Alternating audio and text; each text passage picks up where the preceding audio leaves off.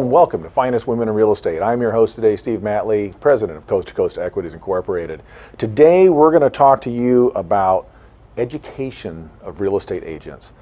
Real estate agents learning the basics of how to run their business in a business-like, professional, and ethical manner, and what's lacking and what needs to improve. We're also going to talk in the second segment about real estate investing, and we're going to maybe dispel some of the myths you may have seen on some of these reality shows. Joining me today are two expert contributors. I have Rachel LaMar. She's a broker and attorney with LaMar Real Estate Incorporated. Welcome, Rachel. Thank you. Welcome. Good to see you here. And I have Daniel Tromello. He is a real estate investor, and he's the vice president of JKV Capital. Welcome. Thanks. So we're going to kick this show off, as we promised, and talk a little bit about education of real estate agents. And I know this is a subject very close to your heart, Rachel. And you have a background in the law. Mm-hmm. You are actually a licensed attorney as well as a real estate agent, and are you a broker too, I believe? Yes. Is that right? Yeah, broker. So let's talk a little bit about why this is so important to you first. What are your observations in the industry, and what drives this passion? Okay. As many people in the industry know, there are many real estate agents. And so I think what happens is we have experts who've been in the industry for a long time. We have newcomers that aren't really getting enough training and everything in between. So what I see on a daily basis is people who don't really understand the legal ramifications of the contracts that they're working with. I mean, this is a legal transaction when you're selling or buying real estate. And also just, other silly things like when someone goes to show a house, you're not just going to open a door. You have to know about the property, you have to know about the surrounding areas, you have to know, there's so many things that maybe certain people aren't taught. So because I see this so often, I feel that we need kind of an overhaul in the industry as far as education goes. So we can make sure that everybody is educated on everything from how to show a property, how to write a contract, to benefit our buyers and sellers. Okay, and Daniel, you obviously work with real estate agents all the time and doing the transactions you do. You do a lot of transactions each year, I assume. So have you experienced this same issue in real estate? Yes and no. I mean, I think essentially with most of the newer agents and even some of the seasoned brokers is they're somewhat blinded by making money, which is kind of the nature of the business. And so it attracts a lot of people that want to earn money per job, but at the same time, there's a big definitely a lack of education on the contractual side of things. And I don't see a lot of client control with a lot of agents, which is like probably the hardest part of our business as investors. Is if I'm working with a listing agent or even a buyer's agent, they don't have a lot of control over their client. I don't know what they've told their client. A lot of times the information is wrong information, and when it is right, I'm actually surprised. Okay. Seriously. Okay. Yeah. Okay, so Rachel, if we're going to do this, you mentioned a few things. Some of it's customer service, some of it's legal, but the legal is probably a big part that gets missed completely. So talk to us a little about how you would go about fixing the lack of legal education or knowledge. First, I'd like to just say that the number one cause of real estate lawsuits comes from negligence. So I think that's something that we can control with the proper training. And what I think needs to be done is we need to have kind of like a uniform system, maybe a checklist, so to speak, where every broker, when they acquire a new agent, has to make sure that the agent is trained in all of these areas. And I know that you can't force somebody to do it a certain way, but I think if there were a checklist to follow, that maybe these agents would receive a little more legal training, and maybe that needs to be done by the broker or by the attorney.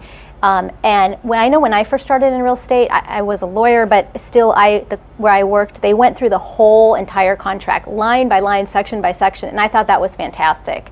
So that's really important, and not just going through the contract, but knowing the ramifications of making a mistake. Okay. And also having brokers kind of, a little bit more oversight, and having brokers look at these contracts for these agents who are being trained. Okay, so, and I understand reading the contract, if we just have them read it and nobody's there to help explain it to them, there's a lot of words and language that if we didn't go to law school, you have the advantage of going to law school, you understand what these words mean. And it's not just that they're legal terminology, sometimes the way words are put together into a clause has specific meaning in a court that the average public would not ascribe to it. Right. or could be argued either way. What they call it, magic phrases or whatever Yes. they call them, right? And in that case, there certainly needs to be training. Now, would you advocate some type of an accountability or tracking program for that? Yes, I really think that mentoring, peer mentoring, should be required for all agents. I don't know if I'm kind of torn as to the timing, but we were talking before the show, and it was brought up that maybe agents should have to do some of this before they even take the test, to get with a mentor and kind of learn the ins and outs of the business. But I think that's a great idea too. But really, you need to have, because a lot of times brokers, especially in these large brokerages where they have hundreds or thousands of agents, they can't really oversee every single agent and what they're writing, and it's kind of like a free-for-all, and it's crazy. So I think that we need to have, if an agent has a mentor that they could go to and ask questions, and the mentor can look at the contracts and things that go out before they're sent out for signature, that we'll see a lower incidence of lawsuit, and that our clients will be protected better. Okay. And I see a parallel here to the non-professional side of things, the trades. In the trades, when you used to come to apprenticeship programs, and you were put together with a journeyman or a master, and you had both schooling and on-the-job training for 4 years before you were allowed to go out on your own and practice the trade. And you weren't doing law and you weren't doing business, you were just fitting pipes or pulling wires or putting boards together, but they still required that. And it seems to me a little crazy that something as complicated and with as much money involved as real estate has so much lower a standard on the training than the trades. Hit the nail on the head. That's the thing. I mean, if you can turn 18 and graduate, you can graduate high school and go get take your real estate exam and start working, the next day in a brokerage. And if the way that agents are trained varies between brokerages. So you can, if you think, oh, I know what I'm doing, I can go to this brokerage and not have any training and just go out there. Well, that's pretty scary because of the legal ramifications. So. Right. Now, Daniel, you work in real estate. What kind of training did you receive? So, good question. We were just talking about this. So I'm not an agent. So I'm strictly an investor. So that's right. But essentially, I received training from various different mentors well before I ever did a deal in anything. Okay. A couple of years, probably a couple thousand hours. So some of it is like analysis by paralysis, kind of before we got started. But I would tell you, I think too, to set brokerages apart, like if California said tomorrow, like there's no more people getting licensed in California, it's it. So all you people that are licensed better figure it out or quit. You'd see a much higher level of training because people would have to train and retain their people. And I think the biggest issue is most brokerages if the best brokers don't have good big teams because they don't want the compliance and they don't want to deal with it, which is a problem because the best brokers are also the best trainers. And so like the bigger companies that are like gym memberships, for example, they're going to hire whoever because they're going to get administrative fees and whatever and more bodies. So I think essentially for an increased training program, it's just like bringing more value from the broker standpoint to their agency and water your grass where you are and train your people, and the industry will improve 10x because of that. But like I said, the laissez-faire, I don't want to train my agents because it's too much work mentality is exactly why there's a diluted pool of agents and agents have a bad name. And I was telling her before the show, the best agents I know are agents that got into the industry because they didn't like other agents.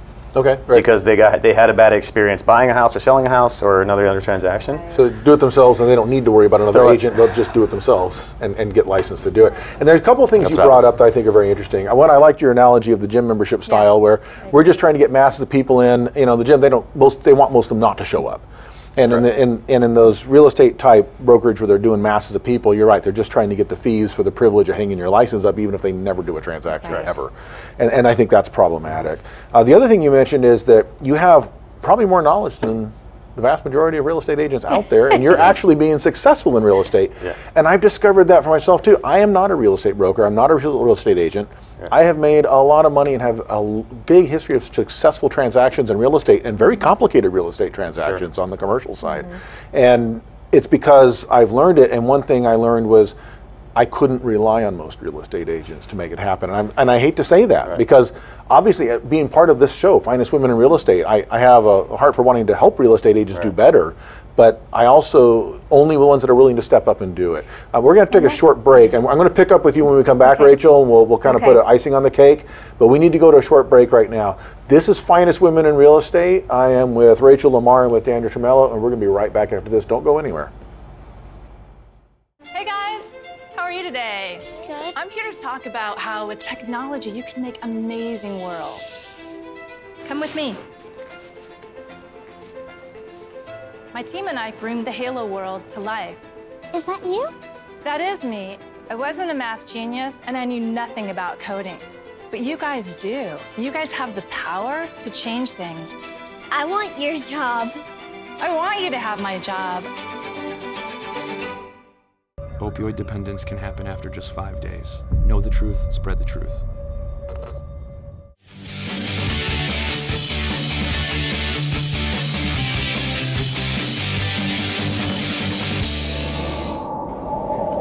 Welcome back to Finest Women in Real Estate. I am your host, Steve Matley. Today we are talking about training real estate agents and providing education to fill in some of the void in the knowledge base that a lot of agents tend to show in their transactions. Rachel, when we left, you were going to chime in on something and I had to cut you off to go to the break. So go ahead and complete your thought. I think you were talking about, or we were talking about how some of the best brokers are kind of more on their own and they're not willing to train and be the managers of so many people. And so, you know, that may hurt the industry or hurt the pool of agents that are coming in. And I'm one of those sole people, so, you know, I'm my own sole brokerage people, and I've decided not to be a manager, so to speak. So that is it's a big undertaking. I have done it with a few agents, and I think, you know, it's been great. But I think that that's probably one of the issues and one of the reasons that we don't have such great training. Yeah, and I would say to implement mandatory training, the first step you'd have to do is have mandatory training for the trainers. That's true. With some type of a curriculum developed so Yeah. that we have people learning the right things. Right. So it gets a little more complicated, definitely. But it's right now, unfortunately, too many of the brokers are lackadaisical in their obligation or responsibility to the people that are putting their licenses within that brokerage. Right. That's my thought on that. So let's talk a little more about some of the legal stuff, but I want to shift gears and talk a little about how it affects things like the investing side of the equation. Now, Daniel, you do mostly speculative real estate transactions. Sure. Okay, and that means there's investments, investing funds coming in there, investors involved in that. And I know, Rachel, you represent people in transactions doing this. So I want to talk a little about, you're not the typical seller to buyer, you're using hedge funds for this. So Yeah. can you explain a little bit about how that whole thing works? So we're a hedge fund. I'm in a very simple strategy. We're a pool of money used to buy real estate. Okay. It's a very simple way to say it. Our investors get a preferred return, and that's how we buy everything.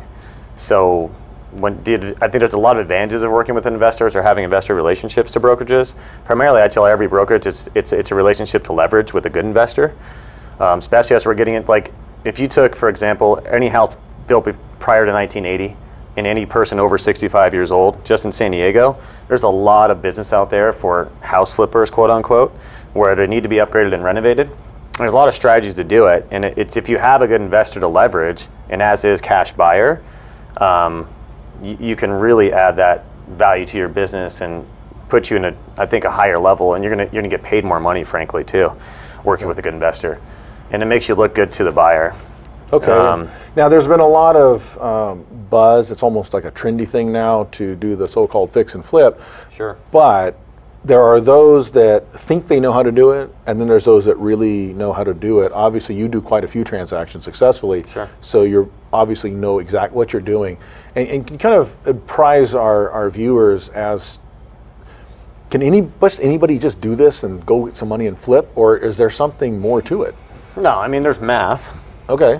But frankly, the what I look at this industry is it's not that hard, and Okay. and I'm not going to say it's really hard to push people away from getting into the house flipping world. It's not that hard, but you have to pay attention. Okay. And I think the biggest challenge for people is if they are working other jobs, or if they're a teacher, or a therapist, or whatever they are, and they want to invest in real estate. If I just waved a magic wand and said, "Who wants to buy real estate?"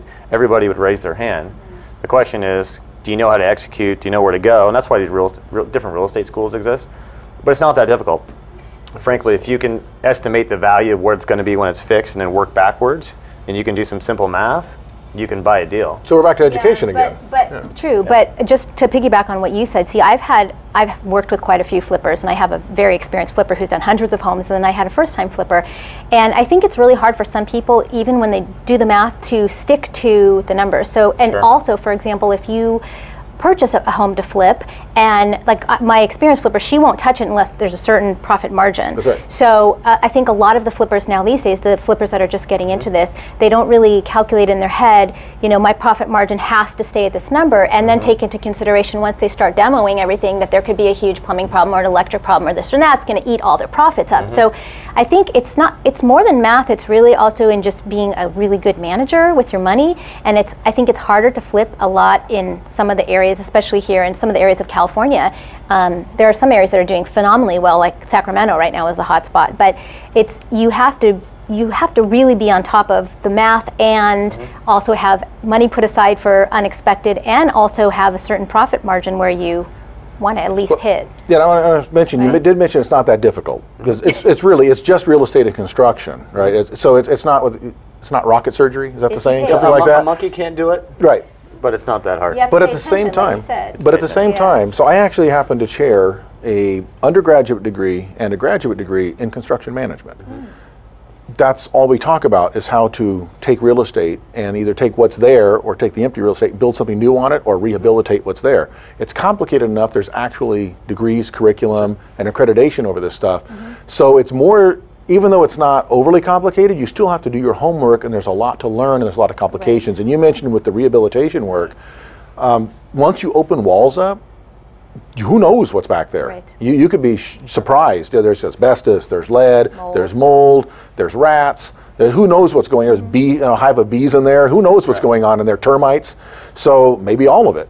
And those are things that you haven't budgeted. So for the person just watching TV and decided I can do this, they probably are, how's the nice way to say this? Probably highly unencumbered by knowledge at this point. Yeah. Right? They probably want to partner with someone that knows something, and this is where people like you come in, where if they can participate in those kind of projects, become part of the funding mechanism perhaps, let the experts walk through it. Now, can they sit back and take notes on what's going on? Of course. Sure, why not?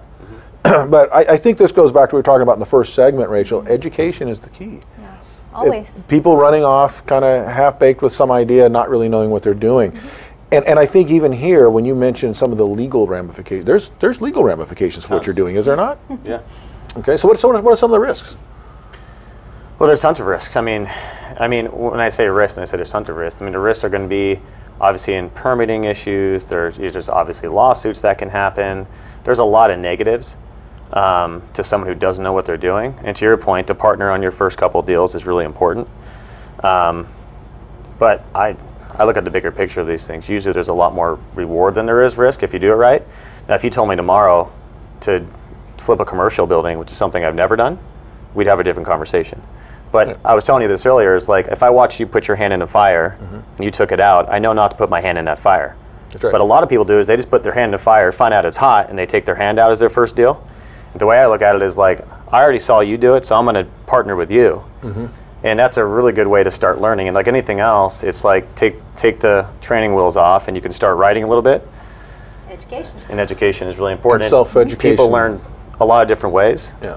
For me, I know I learn by hearing, but I learn by doing really, really well. Like this show, I might not learn from if I was watching it, but if I went out and practiced some of this stuff, and I did start teaching training, to your point, then I would actually become that versus listen to it. You know? Right. Self-education is a major thing no matter what you're going to do.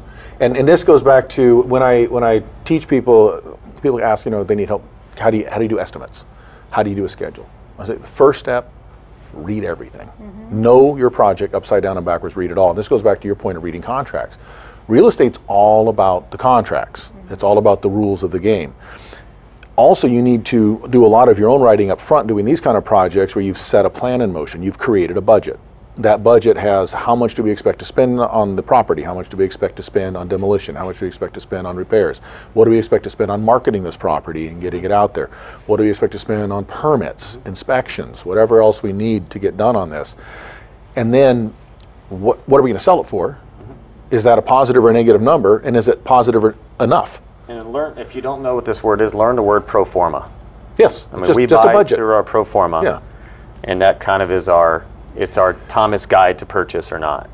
And that's key. And all of our fees are baked in. It's a business transaction. Correct. And when if your idea of fix and flip is, I watched a show and I'm going to do this because I get to be my own interior designer and do everything the way I like. That's an emotional thing, and that is not going to be a good fix and flip. If you want to do it for your own house, that's fine, but for a fix and flip, that's deadly. You have to be able to cost out and do what works. We're going to have to take another break here, and when we come back, we're going to wrap all this up, get your final thoughts on it. This is Finest Women in Real Estate. I'm your host, Steve Matley, and today we're with Rachel LaMar and Daniel Tromello. We're going to take a short break and wrap it up in just a minute. Don't go anywhere. We'll be right back. Put the keys down, Kevin. But I'm gonna drive home. There are several warning signs present that you shouldn't be driving. My text to emoji ratio has gotten a little out of hand. A little? Yep, I'm definitely gonna call a ride home. First time I tried Vicodin, it was laying around my mom's house. I didn't know they'd be this addictive. I didn't know how far I'd go to get more. Opioid dependence can happen after just 5 days. Know the truth, spread the truth.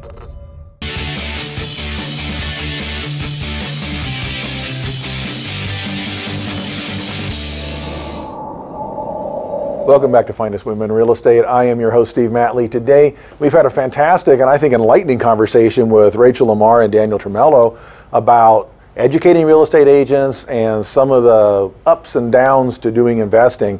And what keeps coming back to me on this conversation is education, having the knowledge, and don't go running off and doing things you don't know how to do. So I want to get kind of your final thoughts on that. Rachel, if you could give your absolute best advice to someone at home, what would you tell them? For someone who wants to be a real estate agent? Sure, someone wants to be a real estate agent, or they are an agent and they need to do better. If you want to be an agent or you are an agent, you need to get educated. You need to know, you need to understand the purchase contract. If you read through it and you have problems, go to your broker, go to your mentor, but understand it. When you draft a contract, have someone look over it. Just make sure that you didn't leave something out or check something that's going to get you in trouble. And I think it's just so important to understand not just what we're doing and what we're checking and filling out, but the legal ramifications of if you do something wrong. So my advice would be to just learn, always learn, stay educated, talk to people who've been doing it for a while and get their opinions and get their advice. Right. And I know Daniel mentioned that one of the great things was learning from other people and learn not to put your hand in the fire. The thing is, there's a lot of, you can make a lot of upside in this business and have successful transactions. One bad one can take it all away. Exactly. One bad one can undo it all. Daniel, give me your absolute best advice to someone that is, they sit home, they watch this stuff, they have their neighbors are making money in real estate, they desperately want to do it, they don't know where to start. What do you tell them? Well, there's a lot of things. I mean, ultimately, like in anything, like responsibility is never given, it's taken, you know? And so I think you have to take responsibility for yourself and what you want to do in your life. If it's making money, there's a lot of ways to make money. If they're serving people, and I think the right mindset going into any industry, and what I know it's afforded me really well, is I'm about helping other people. And so an investment and making money is a byproduct of serving others, versus I'm coming in to make money, buy deals, in the close, and all these fancy terms like people say. But at the end of the day, it's like I want to serve and help people. And if you have that mindset coming in, money will follow. And it sounds hokey, but it's about giving to other people. And if you give more in your time and energy and value than you receive in payment, you will find yourself with more money than the work and value you put in eventually long term. So I think coming with a game plan and having an actual strategy, coming into in the real estate world, people get in, but they don't have a definite aim and purpose. So if you have an aim and say, I want to be an investment realty, or I want to be in traditional realty, and I want to work with, so and so, and I want to work in higher end markets. Okay, great. Where do I get the data? How do I contact those people? How do I market? Decide, do I want to build a lifestyle business? Do I want to build a business? And they are two very different things. Most people come into real estate to build a lifestyle business, make some money, go fishing on Tuesday at 3 o'clock, versus I want to build a real company and a real business. It's a much different mindset coming in. And I think if you come with the right mindset, you're not going to find yourself surprised in 18 months or 24 months. If you end up in a place that you don't want to be, you should have known coming in what your aim was. And then align with mentorship and guidance, the obvious stuff that you know. But just coming for the right reasons is number one. That's huge. Know why you're doing it. Have a plan. And a lot of people, the plan is, I just want to make some money, and it seems like an easier way to do it. And that's not a plan. I like what you said about having, so our company that I do, we do the land entitlement projects, which is kind of weird to a lot of people. It's unknown to a lot of people. But we have several outcomes that drive us. the money's a byproduct. Our outcomes are, number one, we have a pool of investors that to us are family. Sure. They come in, and if we can help them build their wealth and improve their lives, That's right. our projects are successful. That's the right mindset. Number two, we provide housing, and we provide the most affordable housing available in California to them by where we build and the kind of products that we give to the builder so they can build on it. That's important to us. While a lot of the intellectuals sit around wringing their hands over what do you do about affordability, we have been putting thousands of families into homes for less money than they can rent apartments for in the city. And then another thing is the communities we're in. Leave the communities better than we found them. It's not just a matter of slap a bunch of homes up and sell them off and make money. Can we design communities in a way where the entire community has now been enriched? There's a tax base, there's a higher quality people living in there, there's families that are now living in this area that are supporting the schools, and to us that makes a better community. And if we can hit those three prongs, guess what? We're going to get rewarded with the money that comes out of it. So you're right, having that purpose and knowing why you're doing it. I love that thought.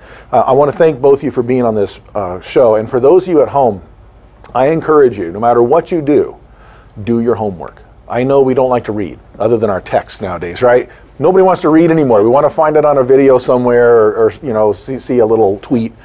Read, do the homework, read the stuff that's boring, that you don't want to read, and learn from the people.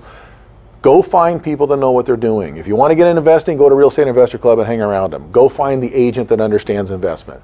Go find someone that knows how to put money to work and have it come back in, with an ROI on it, right? Go surround yourself with the right people. Use attorneys, use real estate agents, use CPAs, the people that can help guide you. What's funny is the most successful people are always the most open to help. That's right.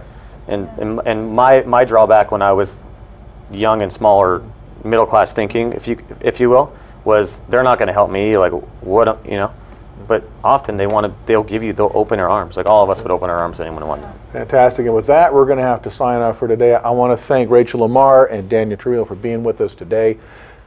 Make sure you check in each and every week. Finest Women in Real Estate, and bring a notepad because you're going to learn a lot. You have a great week. We'll see you next time.